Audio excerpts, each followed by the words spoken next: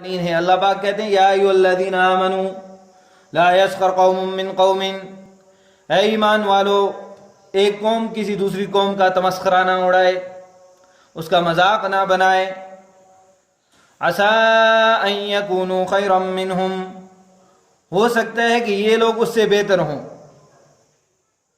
ولا نساء من نساء عسیٰ ان یکن خیرا منہن، اور عورتیں بھی دوسری عورتوں کا مذاق اور ٹھٹھا نہ اڑائیں، ہو سکتا ہے وہ عورتیں ان سے بہتر ہوں۔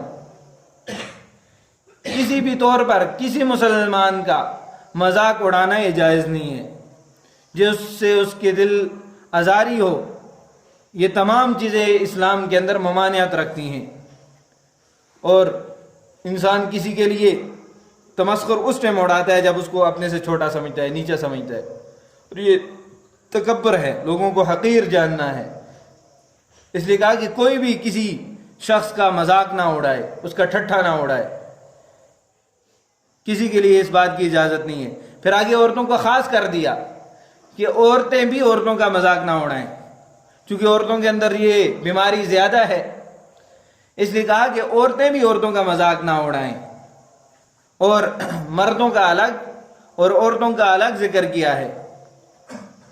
سمجھیے گا کہ مردوں کا اللہ پاک نے الگ ذکر کیا کہ یہ آپس میں ٹھٹھا ایک دوسرے کا نہ اڑائیں، اور عورتوں کا الگ ذکر کیا ہے، کیونکہ مذاق یا تمسخر یا ٹھٹھا اسی صورت میں ہوتا ہے جب آپس کے اندر مجلس ہو۔ اسلام ان تمام مجالس کے مخالف ہے جس کے اندر مخلوط سسٹم ہو، جس کے اندر ایک دوسرے کے ساتھ گپ شپ ہو۔ اس لیے کہا کہ مرد مرد کا نہ اڑائیں، عورتیں عورتوں کا مذاق نہ اڑائیں، کیونکہ اسلام کا یہ کنسیپٹ ہی نہیں ہے کہ مرد اور عورت ایک ہی جگہ پر بیٹھے ہوئے ہوں۔ اس لیے کہا کہ عورتیں بھی عورتوں کا مذاق نہ اڑائیں، ہو سکتا ہے کہ یہ ان سے بھی زیادہ بہتر ہوں۔ اور آگے کہا وَلَا تَلْمِزُوا أَنفسكم،